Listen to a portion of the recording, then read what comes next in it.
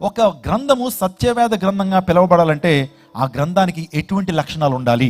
ఏమంటే మీరు ఏదో పుస్తకాన్ని తీసుకొచ్చారు, సత్యవేద గ్రంథం అంటున్నారు. నేను నమ్మాలి అంటే దానికి కొన్ని పరీక్షలు పెట్టాలి. ఆలోచించండి, బంగారం నకిలీదో ఒరిజినల్లో ఎలా పరీక్ష చేస్తాం? బంగారము నకిలీదో, రోల్డ్ గోల్డో లేకపోతే ఒరిజినల్ గోల్డ్ ఎలా చూస్తారండి స్త్రీలరా చెప్పండి? గీటేస్తారు. గీటేసి అది ఒరిజినల్లో డూప్లికేట్ చెప్తారు. అదే రీతిగా మీరు ఒక గ్రంథాన్ని తీసుకొచ్చి ఇది సత్యవేద గ్రంథం, ఇది దేవుని ప్రేరేపిత గ్రంథం అంటున్నారు. అప్పుడు వెంటనే ఆ గ్రంథానికి పరీక్ష పెట్టాలి, ఆ గ్రంథానికి గీట్ వేయాలి. ఏంటి ఆ గీట్ అంటే ఆ గ్రంథానికి చారిత్రాత్మక ఆధారాలు ఉండాలి. కావాలంటే రాసుకోండి. మీరు ఎవరితోన్నా చెప్తున్నప్పుడు ఈరోజున నీ గ్రంథానికి చారిత్రాత్మక ఆధారాలు ఉన్నాయా అని మీరు అడగండి.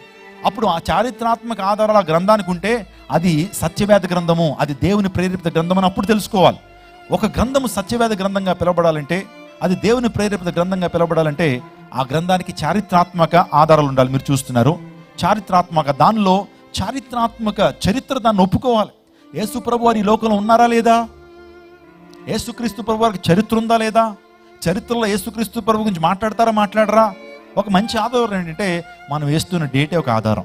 The birth of Jesus Christ has divided the entire human history into 2 major parts. ఈరోజు మనం ఉన్నటువంటి శకము క్రీస్తు శకం. మనం ఉంటుంది శాలివాన శకం కాదు, అక్బర్ శకం కాదు, మన ప్రధాని మోదీ శకం కాదు. ఈరోజు మనం నివసిస్తున్న శకము క్రీస్తు శకం. అంటే క్రీస్తు ప్రభు వారు ఈ లోకంలో ఆయన జన్మించారు.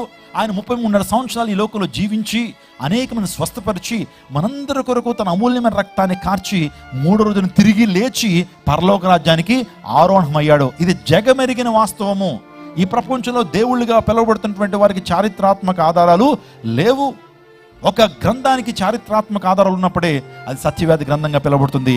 రెండోదిగా ఆ గ్రంథానికి శాస్త్రీయ రుజువులు ఉండాలి. ఆ గ్రంథానికి ఏముండాలి? సైన్స్ కూడా ఒప్పుకోవాలి. భూమి గుండ్రంగా ఉంటుంది అని బైబిల్ చెప్పింది ఎప్పుడు తెలుసండి? క్రీస్తుపురం కొన్ని యోబు గ్రంథం ఎప్పుడు రాయబడింది అంటే క్రీస్తుపురం 300 సంవత్సరాల క్రితం రాయబడితే, నేను మొదటి వారం చెప్పాను, ఐజాక్ న్యూటన్, కోపర్నికస్ ఇలాంటి వారు భూమి గుండ్రంగా ఉంటుందని ఎప్పుడు చెప్పారంటే క్రీస్తు శకము 1400 సంవత్సరంలో చెప్పారు.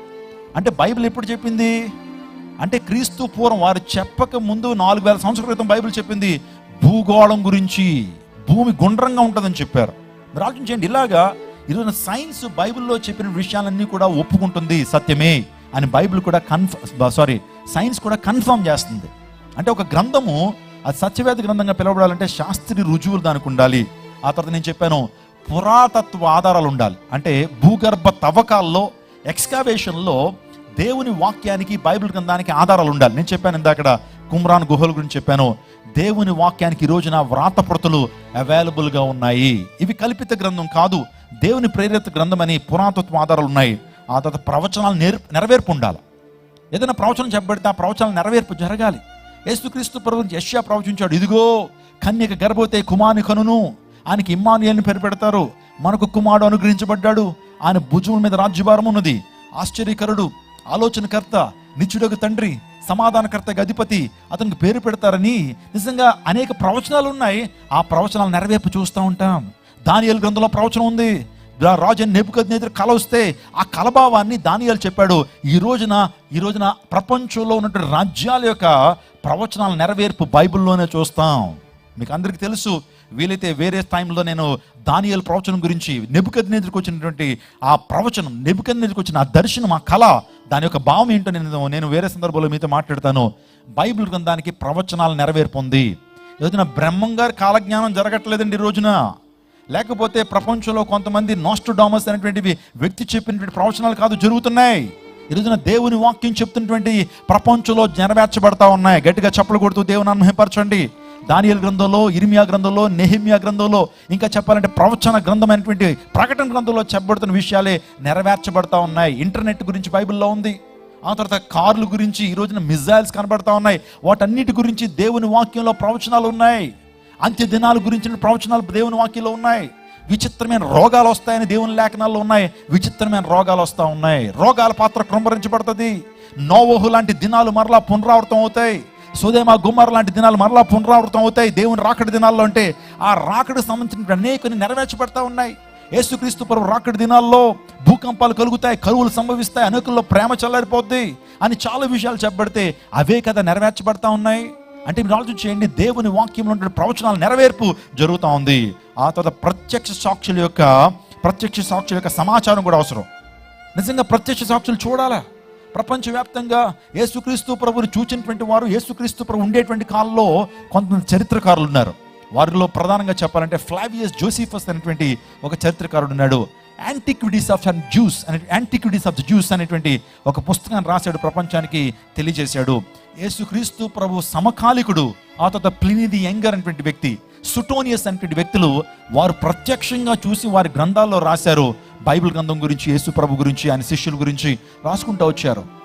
అంటే ప్రత్యక్ష సాక్షుల యొక్క సమాచారం కూడా అవసరము. ఆ తర్వాత ఆ యొక్క గ్రంథము ప్రజల యొక్క సమస్యలకు పరిష్కారం ఇవ్వాలి.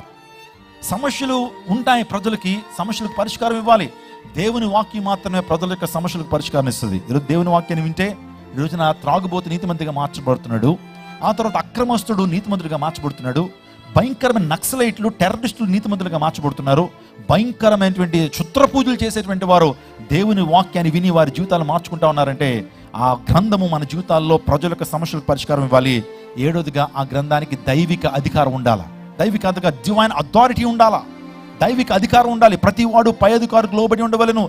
ఏలనిగా దేవుని వల్ల కలిగింది తప్ప మరి అధికారం లేదు. ఉన్న అధికారులు దేవుని వల్లనే నియమింపబడి ఉన్నారు. కాబట్టి అధికారమును ఎదిరించువాడు దేవుని నియమమును ఎదిరించున్నాడు. ఎదిరించువాడు తమ మీదకి తామే శిక్ష తెచ్చుకుందును అని దేవుని వాక్యం సెలవిస్తున్న. దేవుని వాక్యానికి దైవ అధికారం ఉంది. స్తోత్రం చెప్పండి. హల్లెలూయా.